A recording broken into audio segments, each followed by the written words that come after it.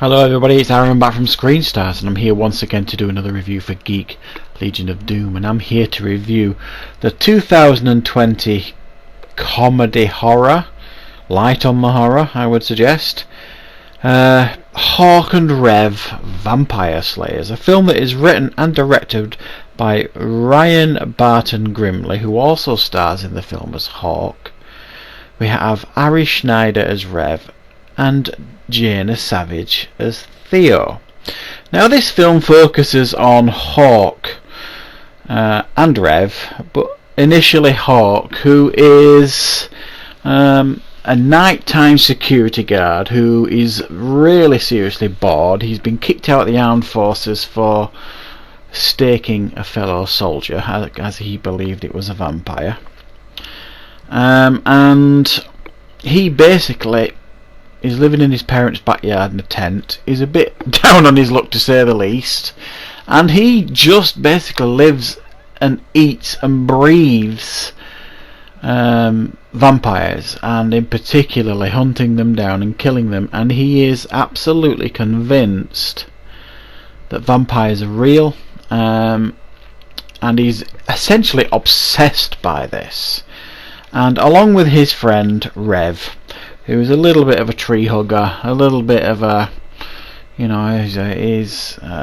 veggie, he's a vegan, he's into peace and love, and he's happy to come on this journey with him as long as there's no violence involved in regards to hunting these vampires. So you've got these two oddballs going out essentially looking for vampires to kill, but as you and I both know, vampires aren't real.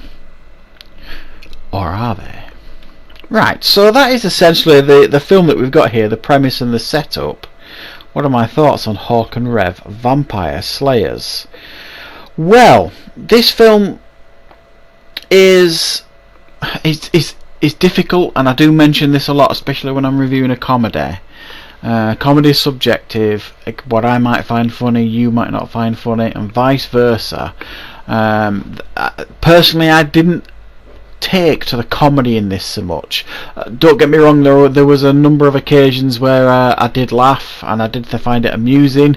The comedy is quite juvenile at times, quite light. It's not like offensive comedy in particular, but it just didn't hit with me, the gags, so much in this film, which was a shame, because I did feel as though there was definitely a film in here dying to get out, a very watchable film. I like the premise, I like this idea of, this basically loser, obsessed with vampires, obsessed that they're real, nobody really believes him, and then, they kind of stumble upon this plot of a real life vampire, and they kind of stumble through the film, and the problem with the film here is it's light on character development and it's light on plot, really. It is really just that, these two characters stumbling around the film, following up like red herrings. I mean, there's a bunch of people, for much of the film you see these people who you think are going to be the vampires in the film, for example,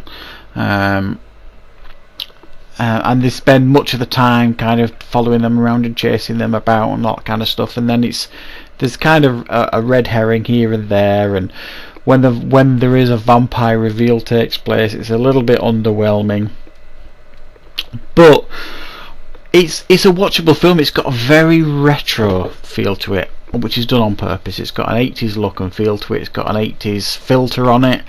It looks like something definitely from the 80s. It's really saturated with colour and that kind of stuff. It looks like almost a VHS at times, and the same with the soundtrack. It's got this synth heavy retro soundtrack that accompanies it, and it looks pretty good. The sound design's fine, the performances are all fine. There's nobody you look at and think, "What? I didn't believe that performance," because they all do a decent job. It's just the material, if you like, kind of lets a lot of these actors down in regards to the lines they've got to deliver. It just didn't feel like the characters were well written enough, personally, and I didn't feel as though the gags hit home for me for the most part. So it's too light on character development, and it's way too light on plot for me. And the idea of this, guy obsessed with vampires kind of wears thin after a little bit. And then once you tire of that, there's not much else here for you to enjoy with the film. They do try and add in other characters here, like I say, this Theo character, this female character, and I actually really liked her role for the most part. I don't think she was in it enough for me, and to say there wasn't enough attention put on this Hawk and Rev relationship and partnership and friendship for me as well. So it's a bit of an odd film here. There's definitely, it looks and sounds fine. They've put as much of the budget as they could into the film, but for me it is light on a few areas. So I'll give it a 5 out of 10. It's a decent attempt. It just misses the mark at times for me. So that's my review for Hawk and Rev Vampire Slayers. I hope you liked it. Thank you very much for watching. Don't forget to call back at Geek Legion of Doom very soon for more reviews and content.